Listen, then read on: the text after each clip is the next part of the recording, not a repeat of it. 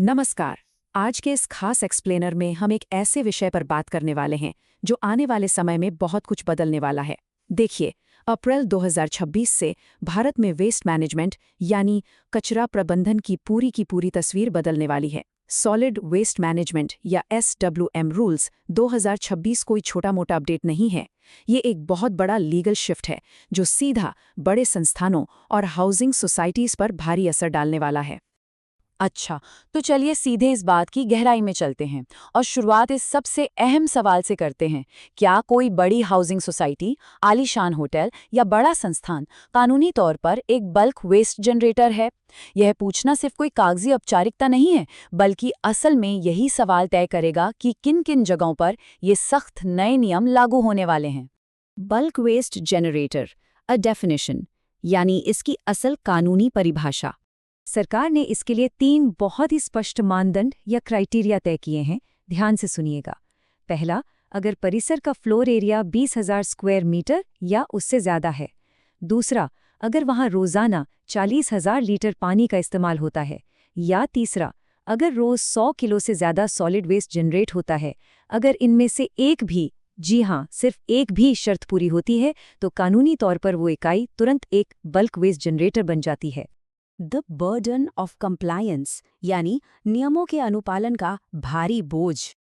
अब सोचिए, नए नियमों के हिसाब से रोजाना कचरे को सोर्स पर ही, यानी जहां वो बन रहा है वहीं पर 4 बिल्कुल अलग अलग स्ट्रीम्स में बांटना होगा। गीला कचरा, सूखा कचरा, सैनिटरी वेस्ट और स्पेशल केयर वेस्ट। मतलब कचरा मिक्स करने का कोई स्कोप ही नहीं है। संस्थानों के मैनेजमेंट के लिए हर दिन इस सख्त प्रोसेस को फॉलो करवाना एक बहुत बड़ी कानूनी मजबूरी बन जाएगा। और बात सिर्फ अलग करने पर खत्म नहीं होती। गीले कचरे के लिए तो नियम और भी सख्त हैं। या तो परिसर के अंदर ही गीले कचरे की प्रोसेसिंग करनी होगी, जैसे कि खाद बनाना या प्लांट लगाना।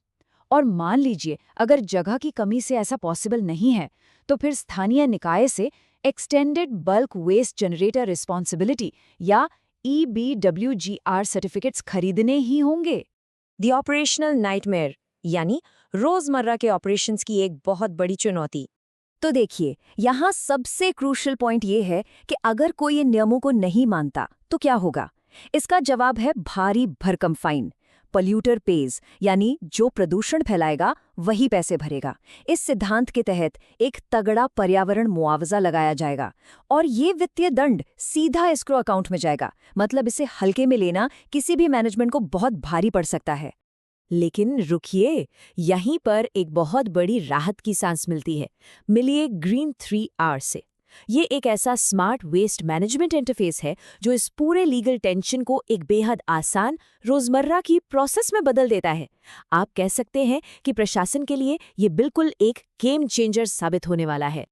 अब यहाँ जो बात सबसे दिलचस्प है वो है ग्रीन 3R के साथ स्मार्ट मैनेजमेंट। अगर हम सरकारी नियमों को ग्रीन 3R के स्मार्ट सॉल्यूशंस के साथ रखकर देखें तो फर्क बिल्कुल साफ दिखता है। SWM 2026 के तहत 4 श्रेणियों में कचरा अलग करना है।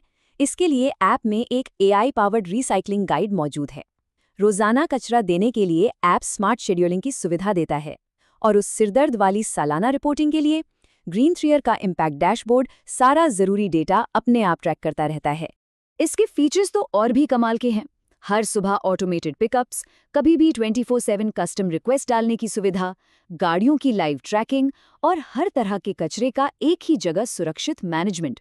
मतलब अब नगर निगम या अनौपचारिक कचरा बीनने वालों के पीछे भागने या कोऑर्डिनेशन करने का सारा झंझट बिल्कुल खत्म। चलिए आगे बढ़ते हैं और देखते हैं कि ये पूरी व्यवस्था कैसे नियमों के पालन को, यानी कंप्लायंस को, एकदम सिंपल बना देती है। इन दोनों स्थितियों का फर्क देखिए। एक तरफ वो संस्थान है जो नियमों का पालन नहीं कर रहे हैं और पर्यावरण मुआवजे के रूप में भारी जुर्माने की टेंशन में हैं।